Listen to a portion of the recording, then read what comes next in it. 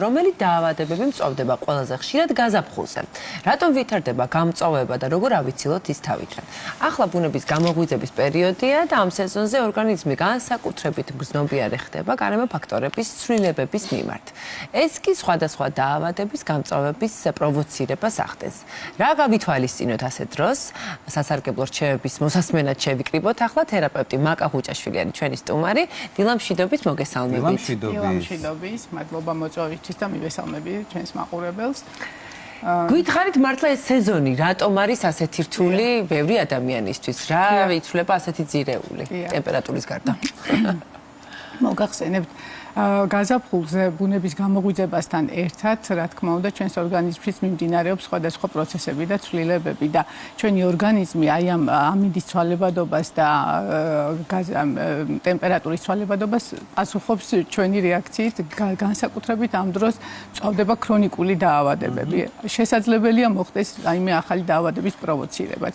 ვინაიდან ეს გარემო ფაქტორების ცვალებადობა ჩვენი ორგანიზმისთვის ერთ-ერთი ესეთი საპასუხო რეაქციაა.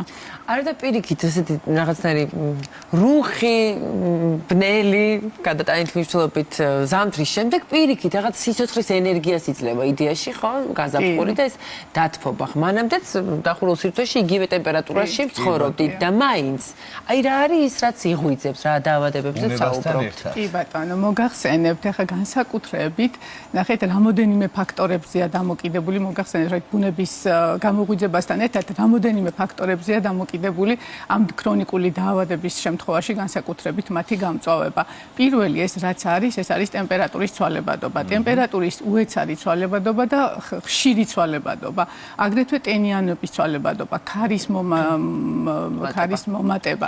ეს ფაქტორები განსაკუთრებით საფრთხეს უქმნის ხოლმე, ან ყურადღებით უნდა ვიყოთ, მოდით ესე ვთქვათ, ისეთი დაავადებების დროს, ქრონიკული დაავადებების დროს, როგორიც არის გულსიზარდთა სისტემის დაავადებები, განსაკუთრებით არტერიული ჰიპერტენზიის მქონე პაციენტები, მათ ამ დროს მოეთხოვებათ ხშირად იზომონარტერიული წნევა და დიახ და რა თქმა უნდა საჭიროების შემთხვევაში მიმართონ ექიმს აუცილებლად.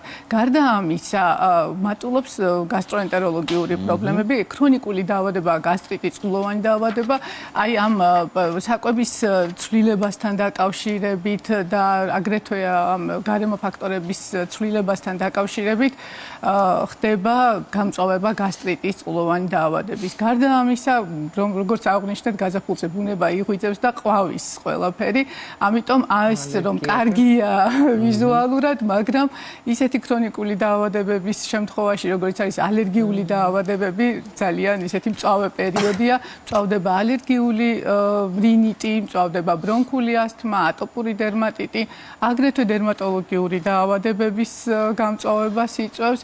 გარდა ამისა, არის ხოლმე, ნახეთ, აქტივაცია ხდება ჩვენს ორგანიზმში მიმდინარე პროცესები, ისა როგორც თქვენ აღნიშნეთ, ზამთრის შემდეგ, ზამთარი რაღაცნაირად დუნეთ მიმდინარეობს ჩვენს ორგანიზმშიც მეტნაკლებად სხვადასხვა პროცესები და გაზაფხულზე ეს ყველაფერი მეტად აქტიურდება ამ ფაქტორების გავლენით, ამიტომ შფოთვები მატულობს ნერვული სისტემის მხრივ, გვაქვს ხოლმე შფოთვები, ემოციური ლაბილობა, შაკიკის მოვლენები და შესაძლებელია აუტოიმუნური რევმატოლოგიური დაავადებების გამწვავებაც იყოს. თუ არსებობს საპრევენციო გზები, ასე ვთქვათ, სხვადასხვა დაავადებების მიმართ, რომ წინასწარ რაღაც გავთვალოთ ჩვენს და შევხვდეთ, ასე ვთქვათ, ეს ხო ყოველ წელს ფაქტიურად ამ გზას და ამ ეტაპს გავდივართ და პრევენციაზეც რო ვისაუბროთ. კი ბატონო, რა თქმა უნდა, ხო, ეს ყველაფერი არის იმის წინაპირობა, რომ ჩვენ დავიცვათ, რადგან ვიცით, რომ ეს ქრონიკული დაავადებაა და მას ახასიათებს გამწვავება და ეს ჩვეულებრივი მოვლენა, ყველაფერი მიმართული უნდა იყოს აი ამ სეზონის ცვალებადობასთან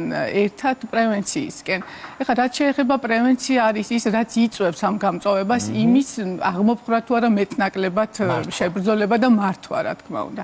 ეხლა რაც შეეხება ალერგიული დაავადებების შემთხვევაში, ეს არის ალერგენის მოხსნა ცოტა რთულია, მაგრამ იმად დათრგუნვა და იმ ადგილებში, სადაც გაძლიერებულია ეს ალერგენი, იქ მორიდება დაუშვათ. რა თქმა უნდა, სპეციალისტთან დროული მიმართვა, რომ პრევენცია მოხდეს მედიკამენტოზურად თუ საჭიროა აი ამ დაავადებების. ეს შეეხება გულსიზრდათა სისტემის პათოლოგიის მქონე პაციენტების მონიტორინგი, მათი ხშირი არტერიული წნევის, ხშირად არტერიული წნევის კონტროლი, დიახ, პირველი რაღაც სხვადასხვა ტკივილის შემთხვევაში ან სიმპტომის შემთხვევაში რომ დროულად მიმართონ ექიმს. აგრეთვე ნახეთ გასტროენტეროლოგიური პრობლემების დროს ცხარე, მჟავე, ესეთი საკვები, რომელიც მეტად გაღიზიანებას იწვევს, მოვერიდოთ ამ პერიოდში. ამის მიღებას ჭარბი, ალკოჰოლი და მავნეჩვევებიც აგრეთვე მეტად აღიზიანებს, ისედაც, მაგრამ ამ დროს კიდევ უფრო მეტად აღიზიანებს და აი ეს ფაქტორებზე ზემოქმედება აგრეთვე ამას ამცირებს. აგრეთვე ნახეთ გაზაფხულზე ტემპერატურის ცვალებადობა არის ძალიან უეცარი და ძალიან ხშირი. აი აქაც არ უნდა დაგვავიწყდეს, რომ აი ადაპტირება მოვახდინოთ ადეკვატურად, იგივე გადაციება ან გადახურება არ მოხდეს ძალიან გადაციებულია ავტონომაკა ეხლა რასაც უყურებ. ეს გაციებაც ერთგვარი ეს ვირუსია, რა თქმა უნდა, გაციება უბრალოდ ისეთი მდინარე, მაგრამ ისეთ როგორ არის, აგრეთვე არ უნდა დაგვავიწყდეს, რომ გაზაფხულზე იმუნური სისტემა, ორგანიზმი ხდება შედარებით დაქვეითებული იმუნური სისტემით და რატომ? იმიტომ რომ ზამთრის პერიოდში როგორც მოგეხსენებათ, საკვებიც, ანუ არ არის ისეთი რაციონი, ისეთი გაჯერებული სეზონური ხილით და ბოსტნეულით, როგორიც მაგალითად სხვა სეზონზე მოდის. ამიტომ ეს არის ზამთრის პერიოდში შემცირებული. ერთი ეს ფაქტორი, აგრეთვე როდესაც დაბალი ტემპერატურა და სიცივის პერიოდში, ზამთრის პერიოდში მოკლედ ჩვენს ორგანიზმში მიმდინარე ყველა ის ცხოველმოქმედების პროდუქტები, არა, მიმდინარე რეაქციები მეტნაკლებად უფრო დუნია ვიდრე გაზაფხულზე და ამიტომ იმუნური სისტემაც ამ მხრივ დაქვეითებულია და გავაძლიეროთ შეძლების დაგვარად. გავაძლიეროთ იმუნიტეტი, ანუ ეს დანამატები იქნება ვიტამინების სახით თუ აი რა? კი ბატონო, ამასაც მოგახსენებ. ხა იცით რა არის, აი ბუნებაში არ არსებობს რაიმე ისეთი უნიკალური საშუალება, რომელიც ეს უაინტერესებთ ხოლმე პაციენტებს, რომ აი რა არის ისეთი, რომელსაც დავლევ ან მივიღებ და იმუნიტეტი გაძლიერდება. ხო, აი იმუნიტეტის წამალი. აი ხა გეტყვით, ბუნებაში არ არსებობს აი ესეთი მედიკამენტი, ან ისეთი საშუალება უნიკალური, გულისხმობ უნიკალური, რომელიც აი საკმარისად მეტად გააძლიერებს იმუნიტეტს. თუმცა რა თქმა უნდა, არის მთელი რიგი ფაქტორები, რომელიც იწვევს იმუნიტეტის გაძლიერებას. რა თქმა უნდა, ამაში გვეხმარება რამოდენიმე ფაქტორი. ეს არის პირველი კვება, ბალანსირებული კვება, ვიტამინებით და ცილებით მდიდარი საკვები. მეორე, ეს არის ფიზიკური აქტივობა. აი, რაღაცა სულ უგულებელყოფა ხდება ხოლმე ძილის და ფიზიკური აქტივობის. ამ დროს იმუნური სისტემის მდგრადობის და გაძლიერებაში ყველაზე მნიშვნელოვანი ფაქტორი არის ფიზიკური აქტივობა და ძილის რეგულირება. სწორი ძილი, ძილის ჰიგიენა, რეჟიმის დაცვა იმ ძილის ძალიან მნიშვნელოვანია. აგრეთვე მნიშვნელოვანია გარემო ფაქტორების, ესე მავნე ფაქტორების თავის არის და ჭარბი, როგორც მოგახსენეთ, ალკოჰოლი და ჭარბი, არაჯანსაღი კვება, არაბალანსირებული და ესეთ მავნე ფაქტორები. აგრეთვე წყალი, წყლის მიღება. წყლის მიღება მნიშვნელოვანია ჩვენს ორგანიზმში მიმდინარე ძალიან ბევრი ცხოველმყოფელობის და რეაქციებისთვის, ქიმიური რეაქციებისთვის და გარდა ამისა ჩვენს ორგანიზმში ძალიან ბევრი ორგანო ძალიან დიდი რაოდენობით შეიცავს წყალს. ამიტომ წყალი ძალიან ხშირად გვავიწყდება წყლის მიღება. აძლიერებს ჩვენს იმუნიტეტს. დიახ. ქალბატონო მაკა, რა ვადას მოიცავს ეს გარდამავალი პერიოდი, იმიტომ რომ თუნდაც არტერიული ჰიპერტენზია რო ავიღოთ, რომელიც ახლა მართლა არარეგულარულია, ასე ვთქვათ, წნევას გულისხმობთ, ხო? აი, მეტნაკლებად ვისაც აწუხებს, ეს იცის როგორ მართოს. ამ დროს ხო ირევა ეს ყველაფერი და არ ექვემდებარება სტანდარტულ მიდგომას, ხო?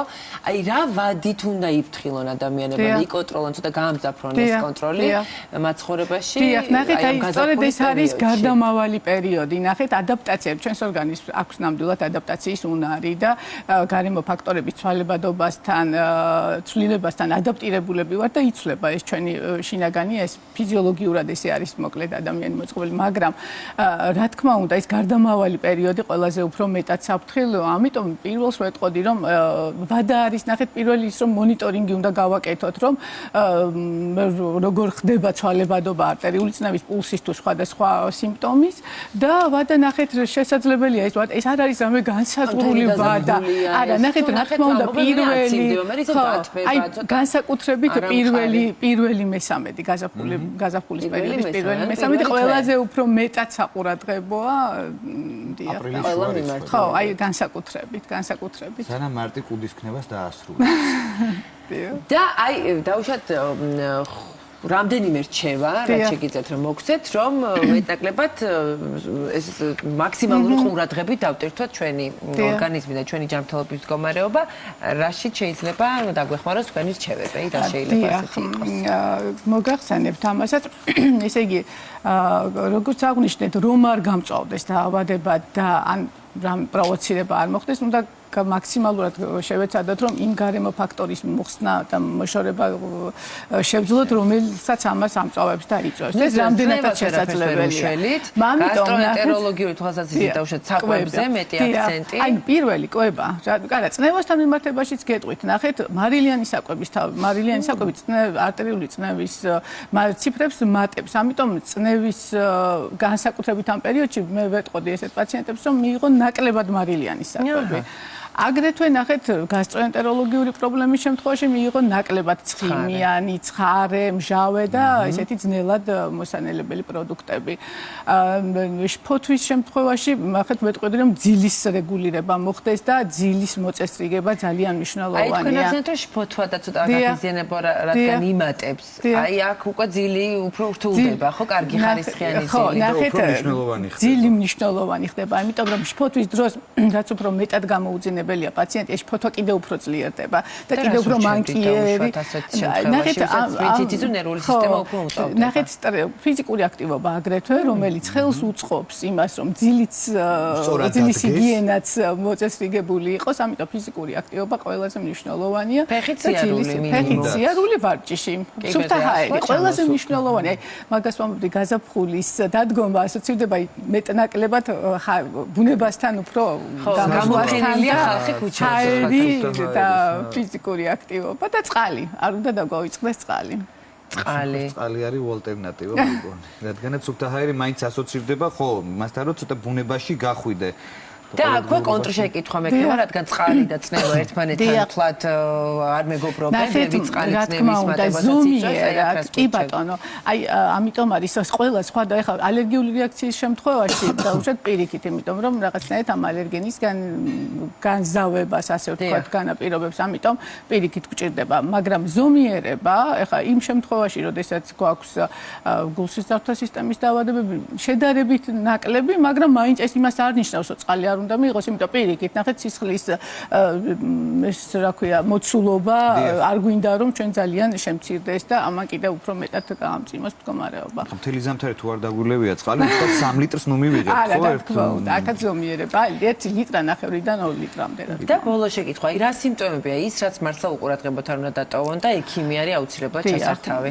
მოგახსენებთ, ნახეთ, ამ შემთხვევაშიც დამოკიდებულია იმაზე, რომელი ქრონიკული დაავადების პაციენტია და რას უნდა მივაქციოთ ყურადღება. ნუ ალერგიული რეაქციების შემთხვევაში, როდესაც პირველივე სიმპტომი ჩნდება ალერგიული რინიტის, ბრონქული ასთმა და ხველის ინტენსივობის გაძლიერება ხდება და იმ ინჰალაციურ საშუალებას, რასაც იყენებს პაციენტი, ისე აღარ ემორჩილება, კანზე გამონაყარი ქავილი და ასე შემდეგ. ნუ არტერიული ჰიპერტენზიის შემთხვევაში, რა თქმა უნდა, კიდევ არტერიული წნევის და პულსის კონტროლი და რითმის კონტროლი არ უნდა დაგვავიწყდეს. გასტროენტეროლოგიური შემთხვევაში არ უნდა დაგვავიწყდეს. აი ტკივილის სიმპტომი, როდესაც ჩნდება, უკვე ჯობია რომ მიმართოთ ექიმს, რომ არ მოხდეს აი ამის კიდევ უფრო მეტი პროვოცირება და უფრო მეტად გამწვავება. ნუ აი შფოთვების, ნერვული სისტემის შემთხვევაში შფოთვის შემცირების თვალსაზრისით უნდა მივაქციოთ ამას ყურადღება, აუტოიმუნური რევმატოიდული დაავადებების შემთხვევაში ასეთი წვავდებია? კი, ხო, შესაძლებელია, არა უფრო გაზაფხული უყვართ არა და იდეაში. იცით როგორ არის, ხო, მაგრამ აი ცვალებადობა შესაძლებელია იყოს, ამიტომ უნდა მივაქციოთ ყურადღება ამასაც.